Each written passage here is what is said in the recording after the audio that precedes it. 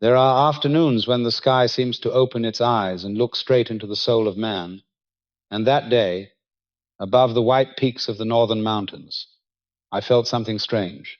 The light did not come from the sun, nor from any lamp that human hands could make. It flashed like the breath of metal suspended in air, gliding by like a vivid memory of another realm.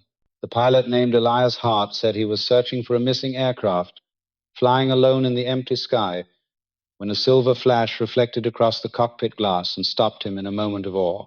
He turned, looked, and saw not one but many bursts of light, moving together like a flock of invisible birds crossing the edge of the world. But they were not birds nor planes. They had no tails, made no sound, leaving only a silence, so complete it felt alive. Elias said their movement was like a small dish, skimming across a lake, touching the surface, then bouncing, sliding, and vanishing at the horizon. And in that instant, humankind unknowingly gave birth to a new mystery of the age, the flying saucer. I remember the first time I heard that term, it was more than a scientific phrase. It was a signal, a heartbeat of the spirit within the age of steel, when mankind began to look upward and wonder if they were truly alone in the universe that God had woven. I sensed in that story something ancient, as though the earth itself was repeating an old lesson. Since the days of Genesis, there had been times when light from heaven pierced the world below, and mortals trembled, unsure whether it was an angel or a trial. So it was that day, amid the wind over the mountain slopes, Elias did not merely see an object. He saw himself reflected in the mirror of the cosmos. Curiosity, fear, and wonder, the three chords of humanity when facing the unknown, all sounded together. When he landed, the people at the airfield gathered to hear him. They looked into his eyes and knew he was not lying. But the most remarkable thing was not the story he told, but how the world responded. The news spread faster than the wind, crossing mountains, pouring into cities, printed bold on the morning paper. Within a night, people spoke of flying saucers as if they were omens, as if something was on its way. And indeed, 2 weeks later, all of humanity would be drawn into a whirlwind of doubt and revelation. As I meditated on that story, I understood that not all light in the sky belongs to the stars, and not all darkness rises from the earth. Sometimes God uses mystery itself to awaken sleeping souls, to make mankind lift their heads and look again toward their origin. Elias was only a witness, but witnessing is also a form of calling. There are those chosen not to believe, but to see. When he described their movement, I could feel in every shift of wind the whisper of something ancient, of beings who once came and went between the layers of heaven. We have called them by many names, angels, travelers, or simply light. But within every name lies the same message, that the visible world is only the thin shell of a deeper reality. When Elias told of that event, he had no idea he had stepped onto the border between science and theology. And upon that border, the human mind is always restless, for it cannot define with formulas what belongs to the soul. I see Elias alone in the sky as a symbol of the post-war era, when humanity had just emerged from the ashes of destruction, looking upward and seeing not only clouds, but a question: who is looking back at us? That question echoes in every awakened spirit, because when man begins to look into the universe, he also begins to look within himself. And the light Elias saw may have been nothing more than a reflection of that yearning, the desire to know, to understand, to return. I have said before, nothing happens by chance. Every phenomenon is a response of the collective soul. When humanity grows mature enough to ask, the universe will send an answer, sometimes in the shape of a craft, sometimes as a flash of light. That is why I do not call it an event. I call it an awakening. From the moment Elias saw that light, the time of the material world shifted its orbit. A seed of doubt was planted between faith and fear, and for decades after, mankind would argue endlessly about its origin. But the soul knows that it is not the answer that matters. It is the journey of the question. I close that memory with one last image: a small light sliding across the mountain ridge, glinting on the wing of the plane, vanishing like a dream left untold. But dreams never truly vanish. They only return when humanity is ready to understand. And perhaps that day has come. Do you know what silence feels like when it weighs more than sound? When it presses against your chest as if the air itself has remembered something ancient? That was the kind of silence that hovered over the New Mexico desert on the night the storm began. It was not a silence of peace, but of expectation, as though the earth and sky were waiting for something to break. The mazes stretched out like the backs of sleeping giants, and the air trembled with electricity.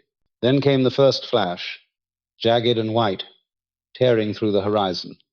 The wind carried sand and the faint scent of iron, the smell that lingers after lightning strikes too close. In the distance, radar operators watched their screens pulse with impossible motion. Blips appeared, vanished, reappeared, traveling faster than any aircraft their charts could explain. They checked the circuits, recalibrated the antenna, and still the shapes danced, darting, pausing, then splitting apart like sparks of thought. In every direction, the desert sky glowed with silent fire. The technicians at the Roswell base whispered to one another that the storm was behaving wrong. Lightning came in patterns, rhythmic, almost deliberate, as if something beyond the clouds was tracing symbols in light. The officers told them to focus on their instruments, not the heavens. But every man in that room felt it. The sense that the world had shifted a fraction of an inch toward revelation. Across the barren fields, ranchers stood on their porches watching the strange display. The wind cut sharp across their faces, but they did not go inside. Some claimed they saw orbs that shimmered with a pale bluish glow, moving low over the land, weaving between flashes of lightning as if alive. Others saw nothing but the storm. That is how truth always begins, half seen, half denied. Around midnight, an old couple named the Wilmots was sitting by the window, the radio humming with static. They watched as a bright oval of light shot across the horizon, so close it cast shadows inside their home. A few seconds later, another flash streaked over a truck on the highway, and the driver swore it followed him for miles before vanishing. By dawn, the local sheriff's office was flooded with calls. People spoke with fear, with awe, with confusion. Things in the sky, they said. Things that move like they're alive. But the sheriff, a man of reason and habit, told them it was only lightning, or military planes testing new engines. Even reason, when afraid, disguises itself as denial. That same night, at the proving grounds of White Sands, radar blips mirrored those from Roswell. The base at Alamogordo reported the same anomalies.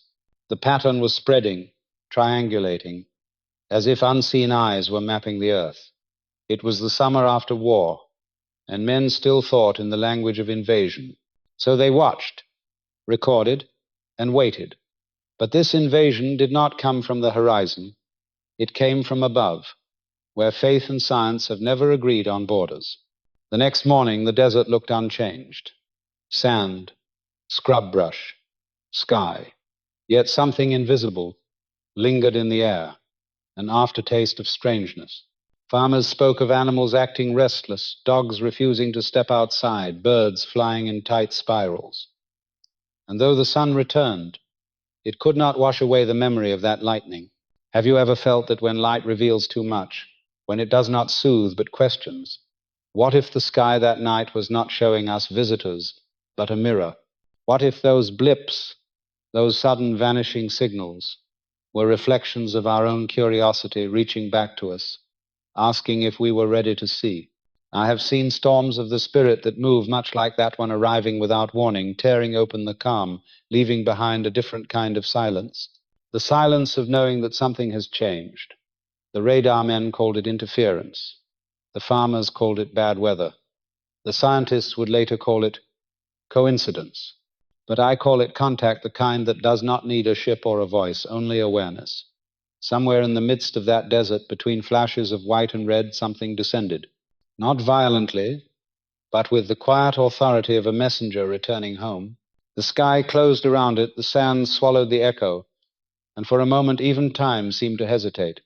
When I close my eyes, I can still see the pulse of that night, an electric heartbeat across the mesas. It was as if the Creator had written a single sentence of light across the darkness, then waited for humanity to read it. Did we?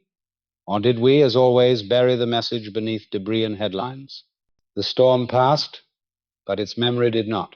For those who saw, it became a question that refused to fade. For those who denied, it became a whisper that followed them into dreams. Somewhere beyond our reach, something was watching us, watch ourselves. And perhaps that was the true purpose of the storm, to remind us that we are never unseen, that heaven still has eyes, and that sometimes the lightning is not weather at all, but revelation. Morning came with a kind of silence that feels heavier than thunder. The storm had passed, leaving the mazes soaked in pale light, the air still charged with what it had carried. The desert looked unchanged, but the ground knew better. Far out near the Corona Plains, a ranch foreman named Macklin rode his horse across the pasture after the rain. He was searching for a broken fence when his eyes caught something that didn't belong to the earth.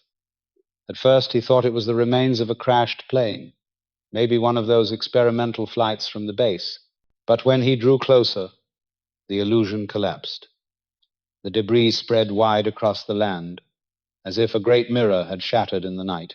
Fragments of metal glistened under the morning sun, not dull like aluminum, but alive, reflecting the sky in strange colors. Macklin dismounted, bent down, and lifted a piece the size of his palm. It was lighter than air, thin as paper, and yet when he tried to bend it, it resisted. He crushed it in his fist, heard the faintest crackle, and then watched it unfold back to its perfect shape as though time itself had undone his touch. The sensation unsettled him. He tried again, folding the piece sharply, even pressing it under his boot, but it refused to stay wounded. There was something in that material that remembered its original form, a kind of intelligence woven into its structure. Later, he would recall that it was neither cold nor warm, that it seemed to hum faintly in his hand. He filled a small sack with pieces and rode toward town. When he reached the sheriff's office, he placed the fragments on the desk without a word. The sheriff, a man not easily impressed, tapped the metal, frowned, then called the nearby airfield. Within hours, a military jeep arrived. The officer who stepped out was Major Jesse Marlowe, the intelligence head of the 509th, the same division entrusted with the country's most powerful weapons. He was calm, precise, and polite. He asked Macklin to take him to the site. Together they drove back through the desert heat, the road dissolving behind them into dust. When they arrived, the light was already fading. The site stretched farther than Macklin had thought. Hundreds of yards of scattered fragments, none larger than a hand. Some were embedded in the soil, some caught on shrubs, all strangely uniform. Marlowe knelt, picked up a shard, turned it in his fingers, then looked at the rancher. "You didn't touch all of this, did you?" he asked softly. Macklin shook his head. "Only what I brought you." Marlowe gathered a few samples, placed them into a canvas bag, and stood still for a long moment. The wind pressed against their jackets. "This is not a plane," he said finally, "and not a balloon." His words carried no surprise, only recognition. Back at the base, the samples were laid out under harsh fluorescent light. The material resisted every test. When they cut it, the edges sealed. When they burned it, it stayed cool. When they tried to pierce it, the tools slipped as if the metal itself refused harm. One technician swore that when he placed a piece near a magnet, the compass needle spun. Another said the fragments emitted a faint glow in the dark. No one could explain it, and yet no one dared to name it. The next morning, Colonel Blanchard ordered a full recovery operation. Trucks rolled into the desert, soldiers swept the field, and within hours, the strange material was gone. Neighbors later said they saw columns of light that night near the base hangar, like the reflection of a welding torch, but no one was allowed near. Inside, Major Marlowe presented the collected debris to his commander. The colonel's eyes hardened. He sent a message up the chain of command. Hours later, a decision came back not to investigate, but to contain. By noon, the press officer drafted a statement, asterisk, "The Army Air Force has recovered a flying disc," asterisk. It was released, printed, and within a single day, the nation was listening, Radio voices repeated the words as if they were prophecy. For a moment, the world leaned forward together, sensing the edge of discovery. But evening brought silence again. New orders arrived from higher authority. Rewrite the story. Recall the truth. The disk became a weather balloon. The fragments became rubber and foil. The event, they said, was an error of enthusiasm. Photographers were invited to the base to see the evidence. Wooden sticks, paper lining, bits of tinfoil spread across the floor like props. Major Marlowe stood beside them, smiling faintly for the cameras, but behind his calm eyes was a kind of grief. Later, alone, he would tell his son that what the world had been shown was not what he had found. They told us to forget, he said, but the mind doesn't forget what it cannot explain. The material that refused to yield had now been buried beneath a different kind of metal, the armor of bureaucracy. Files were sealed, testimonies altered, memories doubted into silence, and yet, even in silence, the fragments remained. Some said they were shipped to a facility in Ohio, others that they were flown east under escort. No one knew which was true, only that they never returned. What fascinated me, as I studied those records years later, was not the secrecy, but the pattern, the same as in the Spirit's hidden laws. When something from a higher plane touches a lower, it leaves behind residue the lower cannot understand.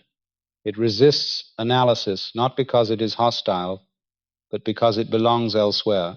The debris that could not be bent was like a parable of the soul. You can twist it with fear, crush it with disbelief, but it always returns to the form it was meant to have. The physical and the spiritual are not separate. They mirror one another in their endurance. That is why this incident mattered beyond its science. It was as if the earth itself had been given a fragment of something unbreakable, a reminder that there are materials and truths in this universe that do not yield to human pressure. The officials thought they could control the story, but stories like this do not stay buried. They travel through generations, finding those whose hearts are still open to wonder. And though decades would pass, the same desert would whisper of that morning when the impossible became tangible, when a man's hand held something that belonged not to his world but to his destiny. The debris field was cleared, the reports rewritten, yet the question remained, glowing faintly in the collective mind: what was it that remembered its shape, and why had it fallen here? The morning the news broke, I was sitting in a small diner off the highway, between Roswell and the base. The desert air outside was already warm, the kind of dry heat that keeps silence close to the ground. A boy ran in holding the newspaper, his voice cutting through the chatter like a match through dust. He read the headline aloud, and for a brief moment every spoon stopped moving. Every cup froze halfway to every mouth. Asterisk, Army Air Force captures flying disc in New Mexico. Asterisk, the words hung there, absurd and magnificent, too large for the room to contain. I remember the stillness that followed. People looked at each other with wide eyes, half laughter, half fear, like witnesses to a miracle they didn't ask for. I folded the paper in my hands, and the print seemed to hum beneath my fingertips, as if the ink itself was alive. The government had finally said it: flying disc, recovered, real. For decades, humanity had stared into the night sky, asking for proof, and now proof had landed in their laps. But even in that first hour, I felt the vibration of reversal beginning to rise. Truth, when it threatens power, always travels with its own undertaker. By afternoon, the radios sang a different song. I heard it first from the diner's small receiver, a flat voice from the Fort Worth station saying the Army had times corrected times its earlier report. The wreckage was nothing more than a weather balloon, a mistake of identification, a misunderstanding inflated by excitement. I looked again at the same newspaper, still open on the counter, its headline shining like a broken promise. 2 headlines in one day, I thought, one for revelation, one for retreat. The first was human wonder, the second, human fear. That evening I drove toward the base, feeling the desert's breath cool against my face. The sun sank behind the mesas, and the sky became the color of ash. At the gate, soldiers stood stiff and silent, their faces unreadable. Cameras flashed inside the hangar as reporters crowded around the officers. They laid out debris on the floor, thin sticks of wood, scraps of foil, fabric torn and carefully arranged for display. A general spoke to the press, calm and rehearsed, pointing at the fragments as he explained how easily confusion could arise. I watched from the corner as the flashbulbs burst again and again, each one erasing the truth a little more. Major Marlowe stood beside him, the same man who had held the real fragments only days before. His posture was perfect, his uniform sharp, his expression hollow. He nodded at the right times, smiled when prompted, and never looked directly at the camera, but his hands, clasped behind his back, betrayed a small tremor, the kind that comes from holding too much inside. I realized then that the cover story wasn't crafted by liars, it was built by obedient men who had once believed. The journalists took their pictures, packed their notes, and left before midnight. By dawn, the second headline had already swept across the country. The asterisk flying disc turns out to be weather balloon. Asterisk. The nation exhaled in relief, eager to return to its ordered reality. People prefer the comfort of ignorance to the terror of possibility. But for those who had seen the debris, who had touched it, the words times weather balloon times tasted like dust. In the quiet hours after the press left, I spoke with one of the base engineers, a young man with tired eyes. He whispered that the original wreckage had already been flown east, sealed in crates, escorted under strict orders. They replaced it before the photographs, he said. What you saw on that floor wasn't what came from the desert. I asked him why, though the answer was obvious. Because, he said, the sky is safer when it has no strangers. His words stayed with me. Safety in this world is often built on silence. The next morning, Major Marlowe visited his family. His wife said he looked pale, his uniform wrinkled, as if he hadn't slept. He sat at the kitchen table, placed a single piece of metal on the surface, a sliver he had hidden before turning over the rest, and told his son to remember how it felt. It doesn't bend, he said quietly, even when everything around it does. The boy would grow up never forgetting those words. Meanwhile, the public moved on. The story that had burned across front pages vanished as quickly as it had appeared. Other headlines replaced it: politics, baseball, celebrity weddings. But underneath that noise, something had shifted in the American soul. A seed of doubt had been planted, and doubt, once sown, never dies. Years later, when the officials involved began to age and retire, the silence began to leak. The men who once followed orders started to follow conscience instead. They spoke of the night flights, the secrecy, the replacements. They described the material, the symbols, the command to say nothing, and though the official record would never change, the collective memory of the people did. That is the irony of suppression. It preserves what it tries to destroy. Standing there in the desert years later, I thought about that day of two headlines. How fragile truth becomes when touched by authority. How easily wonder is replaced by explanation. I thought of Marlowe, of the engineers, of the newspaper boy running into that diner, shouting words that made the world tremble. For one brief morning, humanity stood on the edge of a new story, one that could have redrawn the boundaries of belief. But by nightfall, we had stepped back, closed the door, and labeled it weather. Yet I know, deep within the quiet of that desert, the first headline still echoes. The sand remembers. The wind still carries the hum of that unyielding metal. And somewhere, beneath layers of time and secrecy, the truth remains folded but unbroken, waiting for the day when light will touch it again, and it will unfold itself, perfectly whole, as if no force had ever tried to bend it. Years passed before the silence began to crack, and when it did, it came not from rebels or prophets, but from men in uniform. They were the kind who never broke ranks, who saluted even in dreams. Yet age has a way of softening the walls that duty builds. One by one, they began to speak, not loudly, not to crowds, but in the quiet of kitchens, on porches, in whispered interviews where memory trembled between guilt and release.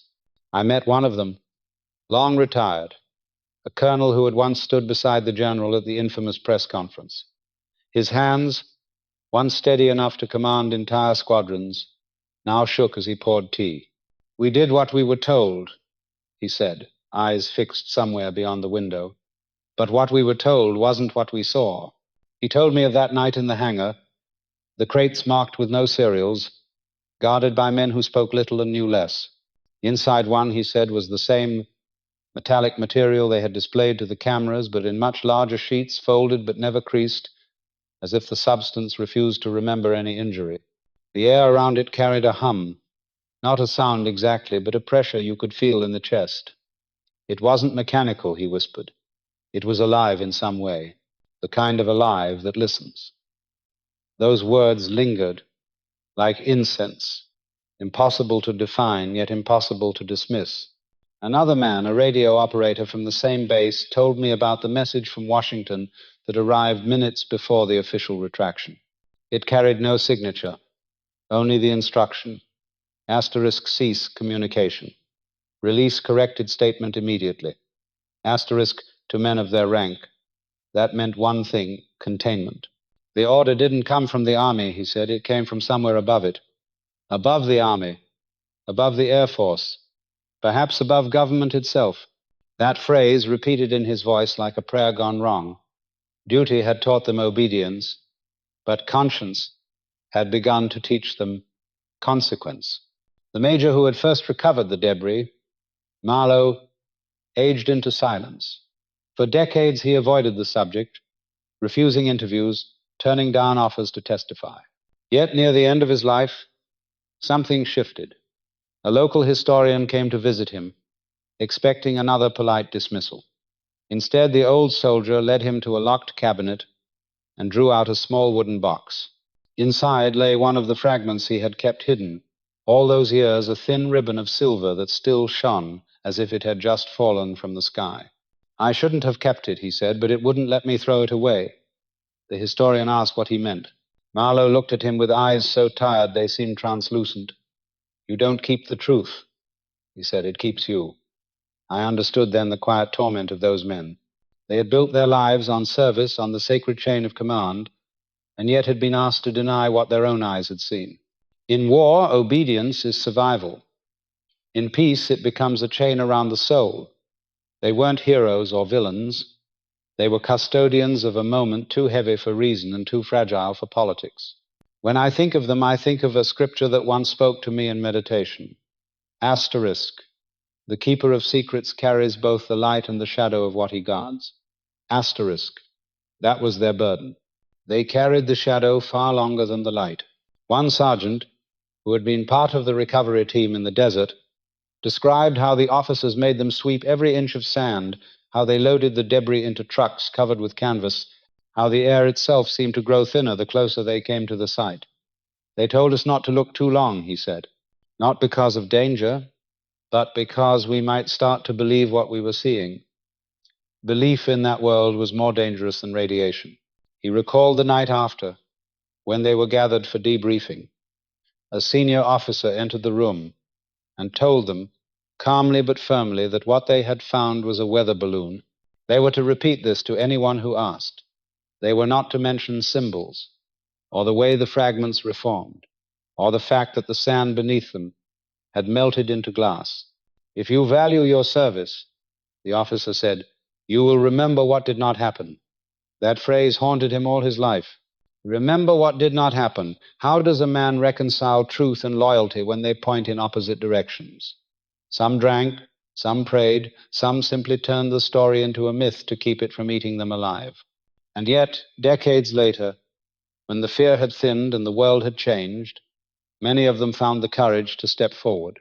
They spoke not for fame or revenge, but for peace, the peace that comes only when conscience is unchained. Listening to them, I could hear the echo of something larger than secrecy. It was the old conflict between order and awakening, the same struggle that lives inside every soul when it glimpses the divine but is told to deny it. These men were not different from prophets of old who saw visions and were commanded to stay silent lest the world tremble.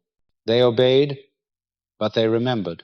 And in remembering, they became witnesses not only of what fell from the sky, but of what rises within the heart when confronted by the unknown. Toward the end of our talk, the colonel who poured the tea asked me something quietly. Do you think, he said, that God minds if we tell the truth? His voice cracked on the last word, as if the question itself carried judgment. I told him that truth, like light, belongs to no one and cannot be contained. The only sin is to close the eyes when it shines. He smiled then, faintly, and for the first time that day his hands stopped trembling. There, in that still room filled with the smell of old paper and dust, I understood that the Roswell story had never been about aliens or technology. It was about faith and fear. Faith in what is seen, fear of what that seeing demands. These men had stood at the edge of both and chosen silence, not out of cowardice but out of duty. And yet duty has its limits. When night falls and orders fade, conscience becomes the only commanding voice left. I often think of them now as spirits unburdened, walking the same desert they once guarded, finally speaking to the wind. Their stories are not confessions but prayers, whispered not to history but to heaven, asking forgiveness for having seen too much and for having kept it hidden so long. It was in the early 1990 seconds when the past returned, wearing a new uniform of authority. For nearly half a century, the story of the Roswell incident had been sealed behind layers of official denial and dusty archives, whispered only in the corners of curiosity. But silence, like buried metal, corrodes with time. Public pressure had grown louder, television had turned myth into nightly conversation, and the government, sensing the need to reclaim its own narrative, decided to reopen the vault. They call it times the Roswell Report, fact versus fiction in the New Mexico desert. Asterisk. The title alone was a verdict disguised as inquiry. I remember holding that thick document for the first time, its pages printed in calm, bureaucratic gray, its tone firm yet hollow. Inside, the words rewove the same events we already knew, but through a different loom. The debris, it said, was not alien, not mysterious, not even particularly important. It belonged to a top-secret military program known as Project Mogul. A string of high-altitude balloons designed to detect Soviet nuclear tests by listening to sound waves in the upper atmosphere. The explanation was detailed, methodical, plausible, and profoundly convenient. According to the report, only a small circle of officers had been aware of Mogul's existence. The men at Roswell, though highly trained, were not among them. Their confusion, therefore, was excusable, even patriotic. What they found, what they touched, what they swore was unlike any known material, was in fact the debris of this classified experiment. Simple misunderstanding, the report concluded. Mystery solved. Yet as I read, I felt the same discomfort one feels when a song is played in the wrong key. The melody of logic was there, but the resonance was missing. Project Mogul had indeed existed, that was undeniable, but its materials were ordinary.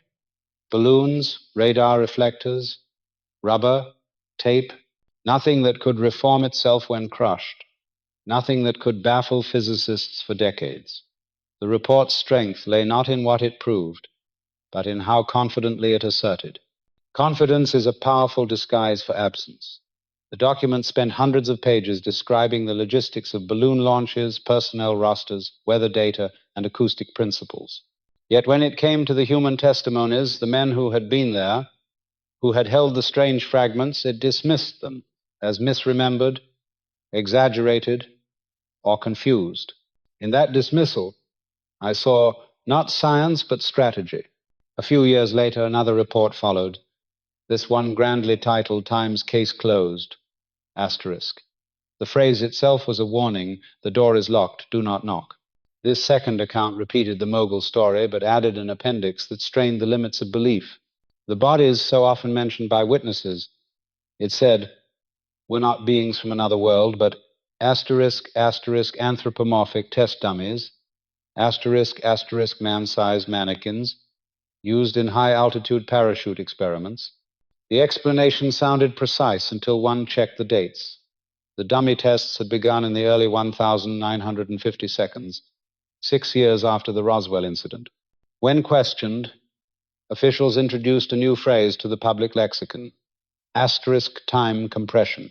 The witnesses, they said, had simply confused decades, merging the memory of the 1,950 seconds with the events of 1,947. It was a remarkable argument, one that demanded we trust error more than experience. I remember laughing softly when I read that passage, not from amusement but from recognition. It was the same pattern I had seen in countless investigations of the unseen. When evidence resists explanation, redefine the evidence. The report even included sketches of the dummies, their pale limbs and featureless faces, eerily reminiscent of the very descriptions it aimed to debunk. It was as if denial had circled back to imitation. Yet within the cold geometry of those pages, a deeper truth revealed itself, not about extraterrestrial visitors, but about human nature. Institutions, like people, fear what they cannot control. The military's greatest anxiety was not invasion from the stars, but collapse of authority on Earth. If something beyond human power had fallen from the sky, then power itself became negotiable. So they rewrote the story twice, once to bury it under the dust of routine, and once more to mock it into absurdity. The first lie hides, the second one laughs. Both serve the same purpose, to protect the boundary between the known and the unknowable. I thought of the officers who had once stood in the desert holding those strange pieces of metal, now reduced to footnotes in a sanitized report. Their awe had been rewritten as confusion, their integrity as incompetence. History, when rewritten by its own subjects, becomes a mirror that flatters. But mirrors can shatter, and each crack reflects the same thing from a different angle. Over time, analysts began to notice inconsistencies in the official accounts, dates that overlapped poorly, documents that contradicted earlier memos, photographs that hinted at something edited out. A memo from the general's hand, captured in a press photo, contained the word "Times victims," asterisk. The report ignored it. Another file, declassified by mistake, mentioned materials stored under restricted research protocols. That, too, was deemed irrelevant. The rewriting, though polished, could not erase the fingerprints of the original. What fascinated me most was how belief responded.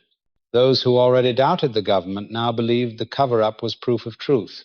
Those who trusted authority accepted the new explanation with relief. Each side fed the other, forming a perfect circle of conviction. The real mystery was no longer in the sky, but in the human heart. We had reached a point where faith and skepticism had become twins wearing different uniforms. The second report ended with a sentence that tried to sound definitive. There is no evidence whatsoever that what occurred near Roswell in 1947 involved any type of extraterrestrial craft. Yet, even as I read those words, I could sense the weight of what was unsaid. Evidence may vanish, but questions endure, and questions are the oxygen of truth. The more they tried to close the case, the wider it opened. To me, the two reports stood as monuments of denial, twin pillars of human limitation. They did not answer the mystery, they embalmed it. And like all things embalmed, it would eventually resurface, perfectly preserved beneath layers of official decay. In the end, what remained was not certainty, but a strange symmetry. The first report to explain the unexplainable, the second to bury the explanation itself. Two documents, 2 decades apart, mirroring the two headlines of that fateful day, one proclaiming revelation, the other retreat.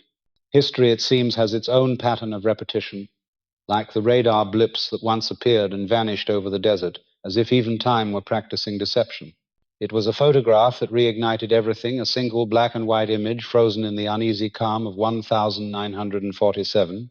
In it, General Roger Ramey stands beside his officers, a field of foil and splintered wood spread neatly on the floor, the supposed wreckage of the weather balloon. His expression is carefully composed, the posture of a man performing certainty.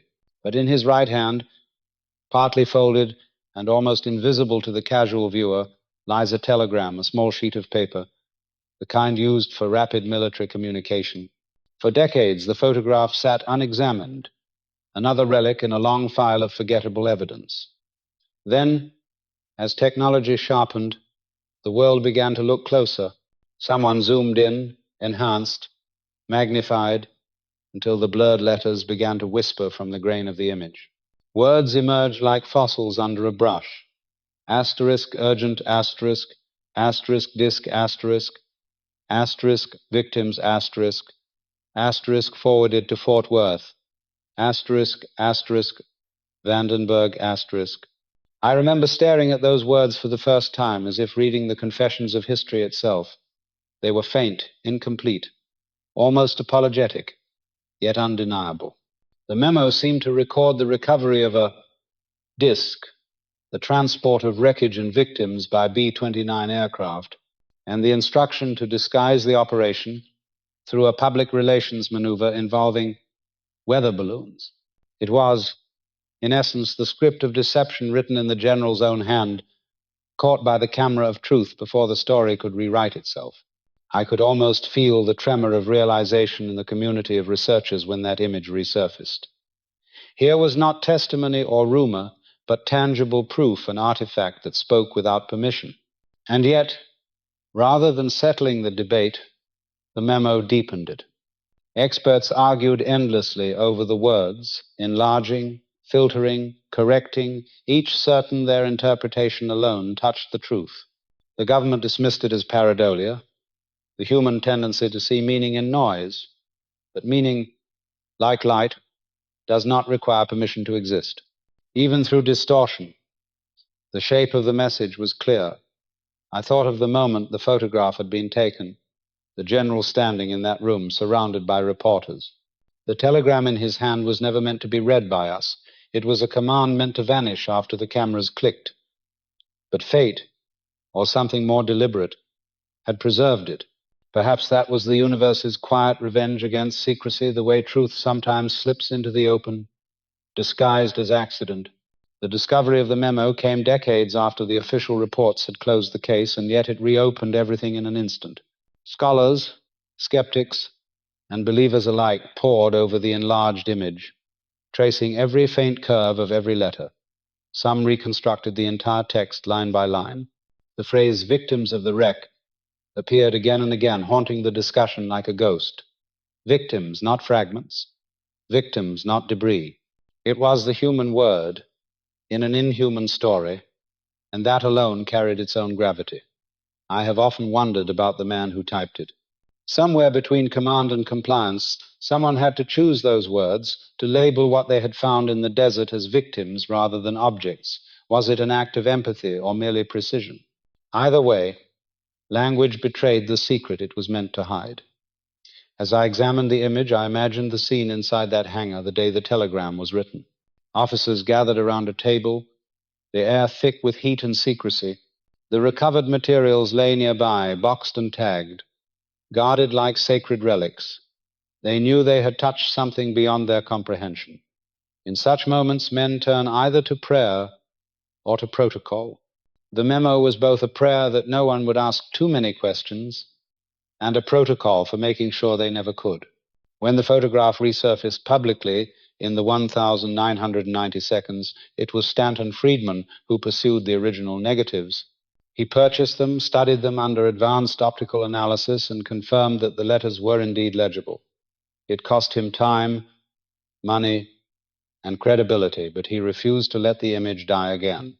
In interviews, he said that the memo was the smoking gun, not because it proved the existence of extraterrestrial craft, but because it proved the existence of a deliberate cover story.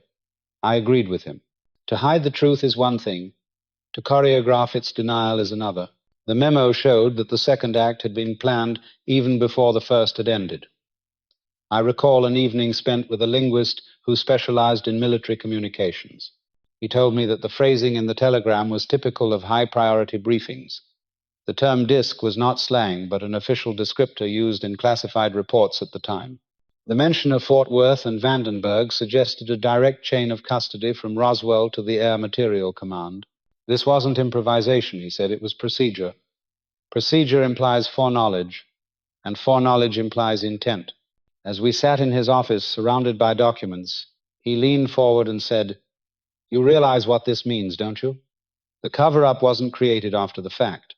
It was part of the event itself." That thought stayed with me long after I left.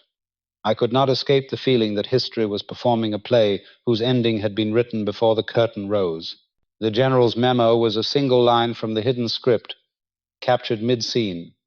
Its words trembled between obedience and confession. Every time I looked at it, I felt the weight of contradiction, a man serving truth by accident, while serving power by design. To hold the memo in the mind is to confront the paradox of authority that even those who command are sometimes commanded by fear. For decades, the photograph has remained a quiet rebellion against forgetfulness. It reminds us that even within the machinery of control, the smallest fragment of evidence can refuse to yield, just like the metal from the desert. The telegram, though made of paper, possessed the same defiance. It endured the years, the dismissals, the ridicule. It kept its message intact through obscurity, waiting for the age when lenses could read what eyes could not. And now, in the clarity of modern light, it speaks again. Not loudly, not fully, but enough to remind us that truth has its own memory. I sometimes imagine the general's hand trembling as he held that paper, aware perhaps, in some secret chamber of his conscience, that he was holding more than a message, that he was holding the thread of an event that would outlive him. The ink might fade, the witnesses might die, but the photograph, like prophecy, would persist. In every great deception there exists a flaw, a single hairline fracture through which light escapes. The memo in the general's hand was that fracture. It did not expose everything, but it proved that something was hidden.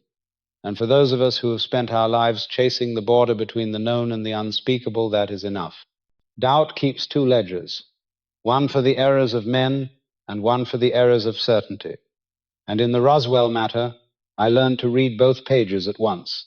On the first page are the human seams that show when stories are handled too long by mortal hands, dates smudged by distance, names misremembered, pride stitched into uniforms and then mistaken for proof. A ranch wife swears she saw no debris in her first telling, then years later recalls metal that would not burn or break, and between those tellings grows a garden of speculation that no one can fully prune. A teletype operator says a federal voice cut her transmission midstream, yet the paper trail is as empty as desert air. And still I do not dismiss her, because absence is not the same as innocence. A base cook becomes a guard by rumor, and his daughter carries his vision after he is gone, cradling what might be memory or might be a light, her own soul added to the room, and I will not pretend I can separate the two with a surgeon's blade. Major Marlowe, honorable and weary, spoke clear about metal that returned to form, yet the same man had seasons where rank grew taller in the telling, where a life of service reached for medals the record could not pin. The public officer signed an affidavit crafted by another hand, and what he had believed became what he had said, and what he had said became what others believed, and in that circle the truth walked until it was dizzy. A colonel's vacation itinerary places him far from the cleanup, with photographs of handshakes to prove it, and still another ledger whispers that orders travel faster than automobiles, and that presence can be measured in influence as much as in footsteps. Records that matter most are missing, not in the violent way of flame, but in the soft way of bureaucracy, a kind of paper winter where files go to sleep and never wake, and to call that coincidence is to mistake the desert night for the day. On the second page are the errors of certainty, which are more elegant and more dangerous. Officials claim a program of balloons can answer every riddle, yet balloons do not return to shape beneath a boot heel, nor do they make compasses wheel like prayer wheels in a temple. Analysts speak of dummies falling from high air as if time could be braided backward to tie 1950 to 1947, a trick of calendars that only works on those who have never buried a year and tried to find it again. A memo in a general's hand is called a mirage of pixels when the words do not please the narrative. And yet if a single syllable reads victims, then language itself has taken sides, because objects do not suffer and paper does not invent compassion. I listened to skeptics who laughed with clean hands and to believers who wept with clenched fists, and I asked both to open their palms, for laughter can hide fear and tears can hide vanity, and the thing we are guarding might not be truth, but the pride of being right in front of others. Humility is the only instrument delicate enough to weigh a decades-old whisper. Yet humility is the first virtue exiled when crowds gather. I have sat in rooms where men of science made their equations into altars and dismissed all else as superstition, and in those rooms I felt the same heat that rises in revival tents when men of faith make their certainties into walls and call the unknown a devil. The universe accepts neither fortress. It comes as a guest and asks for water, and the soul that brings a cup receives more than it gives. What then should be entered on the ledger of doubt, and what on the ledger of grace? First, that memory is a living creature, and will sometimes protect its host by smoothing edges or adding light to darkness. Second, that fabrication leaves a taste on the tongue that the spirit can recognize even when the mind cannot prove it. And not every inconsistency is decay. Sometimes it is the wound of awe trying to heal. Third, that institutions are not villains or saints, but large bodies with small hearts, and when threatened they can serve pulse before truth. Fourth, that evidence is an obedient servant only when it is simple, and when it is strange, it behaves like weather, seen in its pattern more than its parts. Fifth, that a question kept alive without malice becomes a kind of prayer, and prayer, properly held, turns certainty into listening. I have revised my own maps many times. I have crossed out straight roads that never existed and penciled in dry riverbeds that carry water only once a century. I have believed too quickly and doubted too slowly, and then reversed the error, and still the desert remains. It teaches by refusing to decorate itself. Stand long enough in that heat and your opinions begin to evaporate, leaving you with the mineral of attention. In that state, the testimonies settle differently. The rancher's handful of indecipherable metal, the officer's quiet act of keeping a sliver he could not forget, the photograph whose margin speaks more than its center, the reports that multiply detail to starve, meaning the files that went to sleep, the dates that refused to be compressed into one afternoon. None of it demands belief, all of it demands respect. The grace of humility is to say, I do not know, and mean it, without surrendering the work. It is to hold a scale where both sides carry weight, to allow a flawed witness to remain a witness, and a polished document to remain suspect, to admit that the human heart bends every beam of light that enters it, and that our task is not to eliminate refraction, but to account for it. When I lay the two ledgers beside each other, I see that they are mirrors. The errors of men are reflected in the errors of certainty, and the corrections of one belong to the other. If there were bodies, they deserve more than scorn. If there were dummies, they deserve more than mockery. If there were only weather experiments and human confusion, then the experiment remains a parable, and the confusion a teacher. The soul grows by failing honestly in the direction of the real. What happened in that season over the messes may never be named cleanly in a courtroom of history, but naming is not the only way of knowing. There is also the knowing that comes when a story refuses to die because it has more work to do in us. Doubt, then, is not the enemy of faith, but its tutor, and humility is the pen that records their lessons without haste. I close the ledger each night with the same sentence written twice in different ink. On the first page it reads, "We might be wrong." On the second it reads, "We might be right." Between those lines is where the truth continues to breathe. Thunder does not strike only the air. It strikes directly into the ancient memory of the soul. And that stormy night upon the stone mazes, I heard it more clearly than any instrument could record. For the sound of the sky does not pass merely through the ear. It vibrates in the marrow where mankind still keeps the first covenant with the one who called us by name.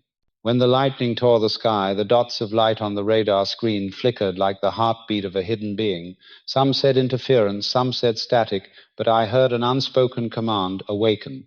Humans often ask whether someone out there is watching us, but thunder answers in another way. It asks whether we still see ourselves. For wonder before the heavens, if it stops at fear, becomes a wall, but if it passes through fear, it becomes a door. And through that door, the first thing the soul hears is not the name of a stranger, but its own true name. I remember the hot desert wind mixed with the iron scent after lightning, the flash not only in the clouds but in the eyes of those standing on their porches, and in each gaze there were three pulses of dialogue. The mind questioned, the heart trembled, the spirit grew still. As the storm rolled along the valleys, objects streaked across the dark as if they understood the language of the lightning, vanishing and reappearing, challenging every order we once trusted. In that trial, the soul heard two opposite calls, one from the instinct to close itself, to name all things for comfort, the other from the calling to open, to accept what cannot be easily named. Thunder answered both, and the one who chose the stillness of closure heard only a fading rumble toward the horizon, while the one who chose the stillness of openness heard the deeper undertone beneath, the sound of a countdown. 3, 2, 1, knowledge bowing before mystery. The radar soldier heard signals that disobeyed the flight paths he had learned. He checked the machine, his eyes, then his conscience. For some nights, the equipment is only an excuse for the soul to practice discernment. The rancher picked up the stubborn metal fragment that refused to hold a crease, like a metaphor shattered in his hands, and he heard matter whisper, "I remember my original shape." The officer ordered to remain silent before the camera heard a different kind of metal, the clash between honor and command, each tone stretching like a string drawn too tight, and only in age did he admit that the right note did not match the melody performed for the world.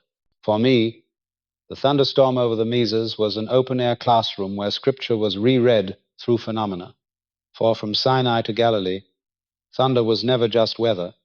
It was the backdrop of covenant, the punctuation for questions God wanted his people to face with courage. Do you wish for safety or for truth?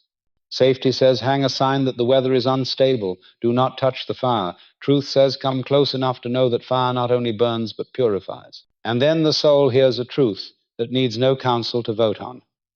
Every effort to replace an encounter with a report only makes the encounter endure more strongly.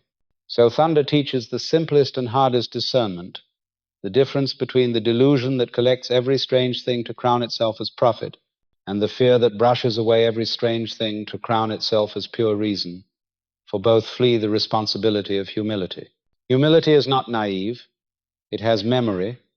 It notes how the metal returns to its original form, just as the soul returns to its own nature. It notes how testimonies shift in color with the years like dust on a frame, and it patiently wipes the dust without discarding the painting. In the thunder, I also heard another command for the post-war age.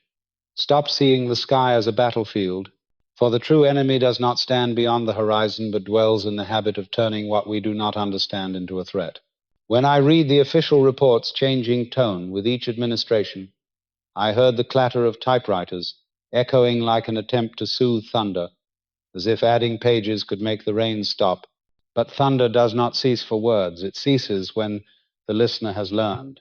The lesson is this, that there are orders born of fear and orders born of love, and only the order of love can endure the impact of revelation. Love does not measure a stranger before offering water. Love guarantees dignity before verifying documents, for dignity is the first signal that we still belong to a family larger than nation or time. Therefore, when people argue over the names of the shapes that race through the lightning, the soul hears another question: who among us will become gentler after the storm? If no one grows gentler, the storm has passed in vain. If even one man learns to speak softly to his family, to apologize first, to reopen the book he left unfinished, to pray not for victory but to be softened, then the storm has completed an invisible journey in personal history, and that history, when gathered enough, will change the collective one. Furthermore, thunder reminds me of the inner temple, where every strange fragment picked up in the desert is only a symbol of what is steadfast within us, something that refuses to deform under pressure, something that knows how to return to its primal shape when bent by prejudice. And that part is the image of the one who molded us in truth. If we learn to hear that part, the outer world may continue to deny, to explain, to change the dates, but the voice within will not be mistaken. It will teach us how to stand between two demands, loyal to truth and gentle with mankind, brave enough to expose wrong but refusing to defame, knowing when silence is respect and when silence is cowardice. In the end, what the soul hears in thunder is not the name of a civilization or the coordinates of a base, but the rhythm of an invitation. Become a keeper of the flame, not of anger but of light. Become a shelter, not to hide but to protect. Become a witness, not to prove but to embody. As thunder rolled away beyond the mountain crest, I knew the lesson of that night was not over. It would return whenever we stand before the unexplainable and must choose our attitude. If we choose fear, thunder is only noise.